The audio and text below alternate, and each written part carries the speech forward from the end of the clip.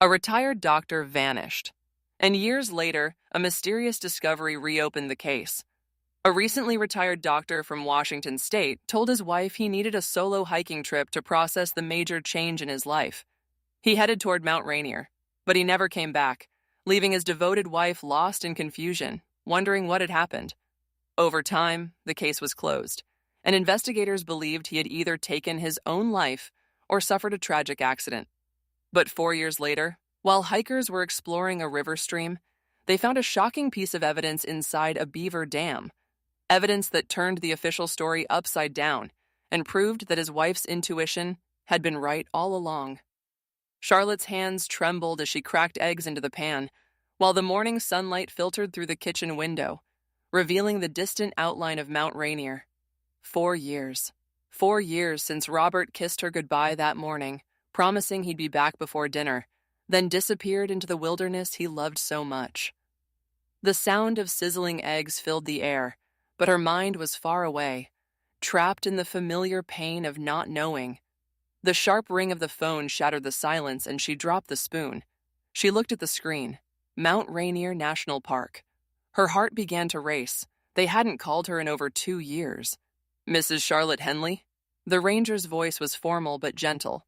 This is Ranger Mike Patterson from Mount Rainier National Park. We need you to come to the station. Some hikers found a backpack inside a beaver dam yesterday, and we were able to trace it through the serial number of a tracking device.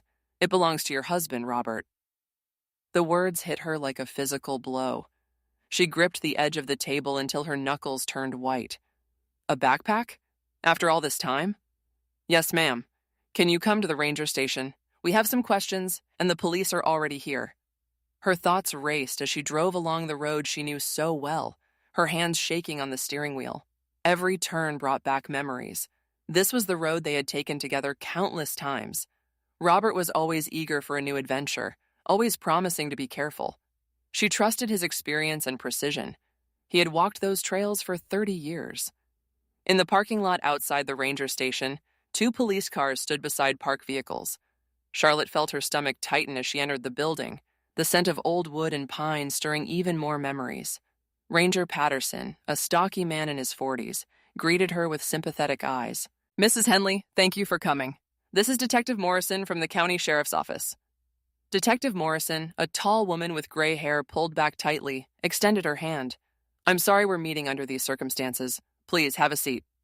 They led her into a small meeting room, where Robert's backpack lay on the table, soaked, muddy, and partially torn. Charlotte's breath caught. She recognized it instantly. The gray and blue backpack she had given him for his 60th birthday, with the red clip he always attached to the side. Hikers found it lodged inside a beaver dam about 8 miles downstream from Spray Falls. Ranger Patterson explained. It was partially buried in branches and mud. We traced it using the GPS device. Detective Morrison opened a file in front of her. Mrs. Henley, we recovered the memory card from the tracking device. The antenna was damaged, which is why we couldn't locate him during the earlier search. But the memory card retained some data from before the damage. Charlotte leaned forward, hope and fear battling inside her. What did it show? The data indicates your husband deliberately left the marked trail that day. The last recorded location was far from any known route.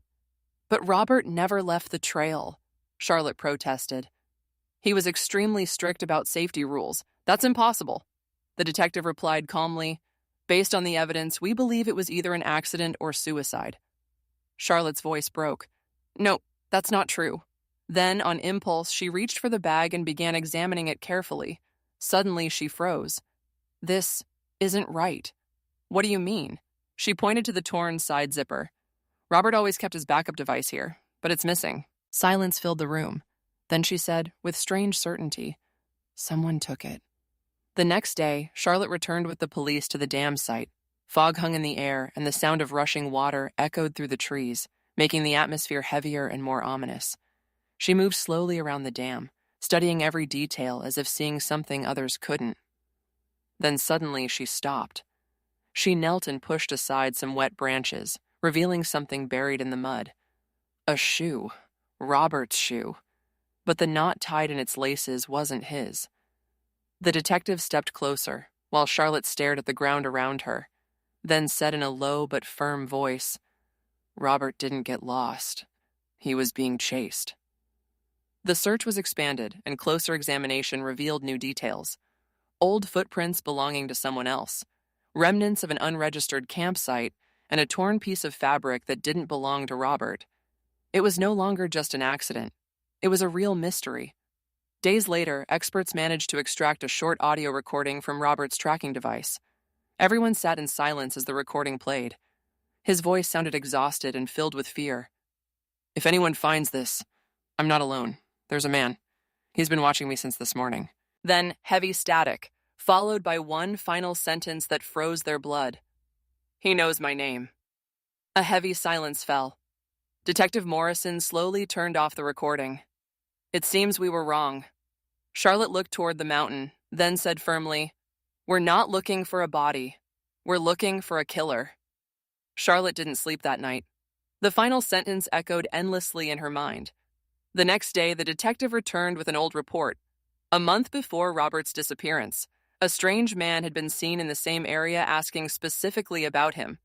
The police began digging into Robert's past, and it turned out he wasn't just an ordinary doctor.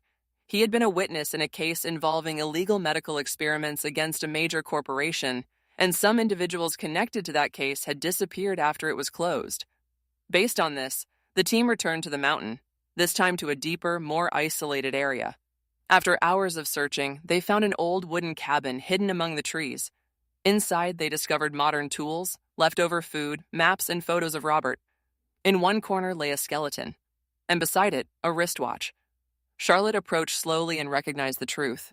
It was Robert's watch. But the shock wasn't over. While searching the cabin, they discovered a hidden door leading to a narrow tunnel. At the end of it, they found a frail man attempting to escape.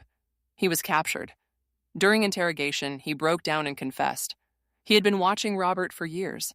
He had worked with the company Robert testified against and had lost everything because of him. When he saw Robert in the mountains, he decided to take revenge. He followed him, forced him off the trail, and held him captive until he died in the wilderness. Days later, Charlotte stood at Robert's grave. She placed her hand on it and said quietly, "You were right. You weren't alone." She closed her eyes, and this time there wasn't just pain. There was truth, justice, and an end to a story that began with mystery and ended with the unmasking of a killer.